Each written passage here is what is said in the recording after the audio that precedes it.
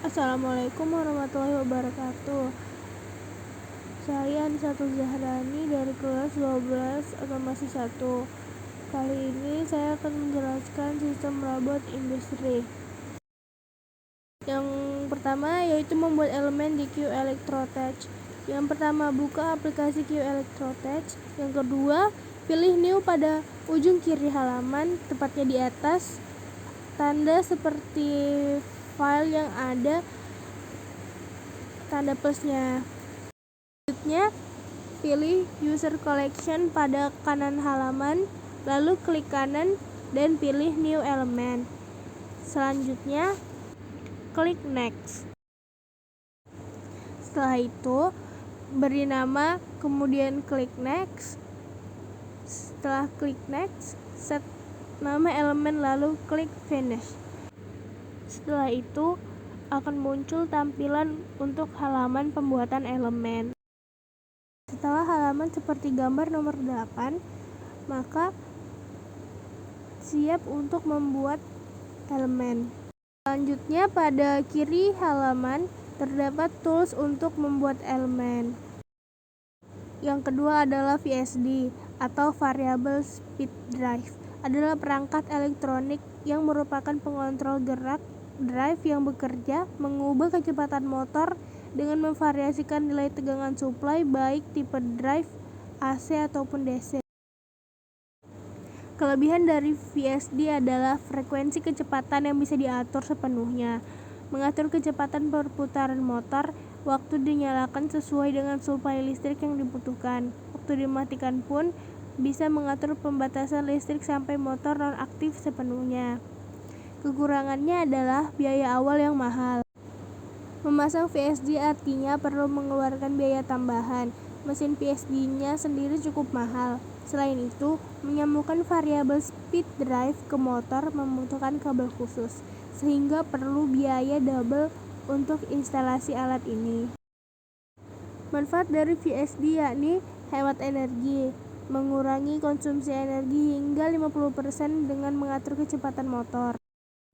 2. Peningkatan efisiensi. Meningkatkan efisiensi sistem dengan mengoptimalkan kecepatan motor.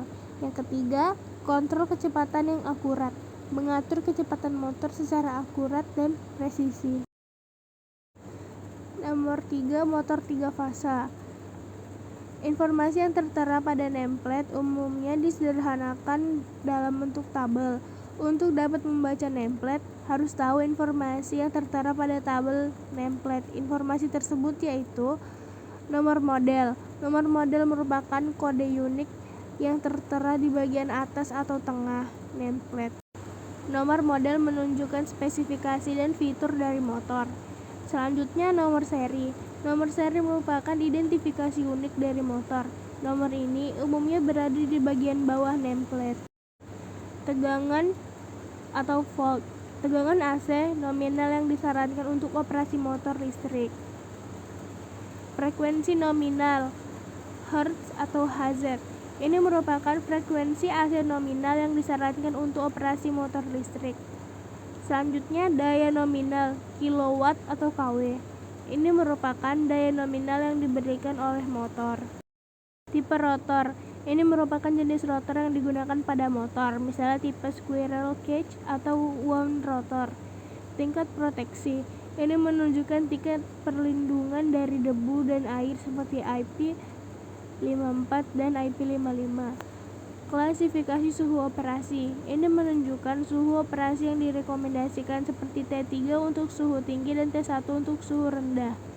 Polaritas. Ini menunjukkan polaritas untuk masing-masing fasa seperti U, VW, HP atau KW. HP merupakan kependekan dari horsepower atau daya kuda, sementara KW merupakan kependekan dari kilowatt.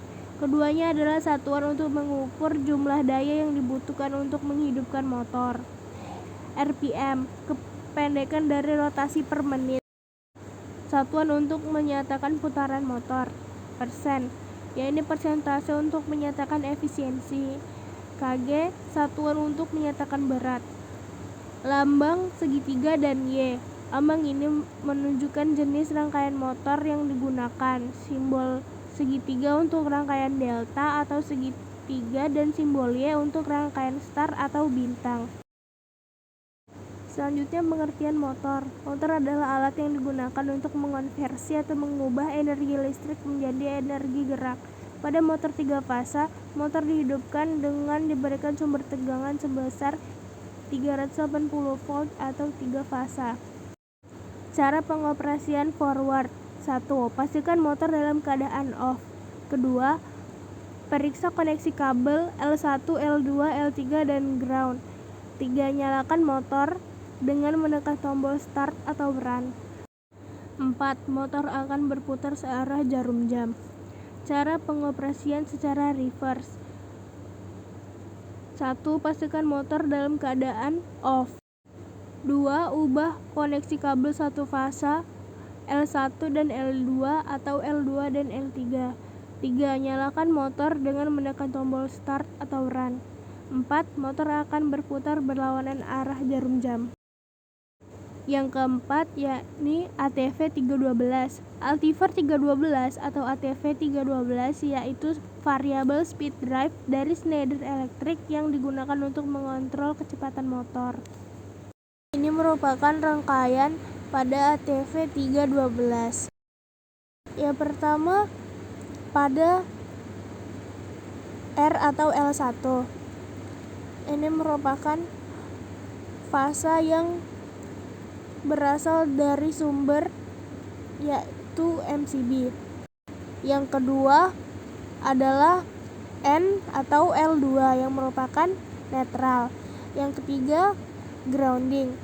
3 sumber ini berasal dari R dan N berasal dari MCB satu fasa.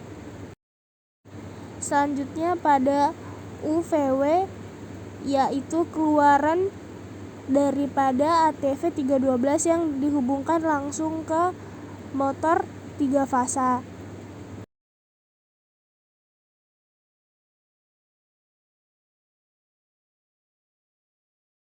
Selanjutnya, ini merupakan grounding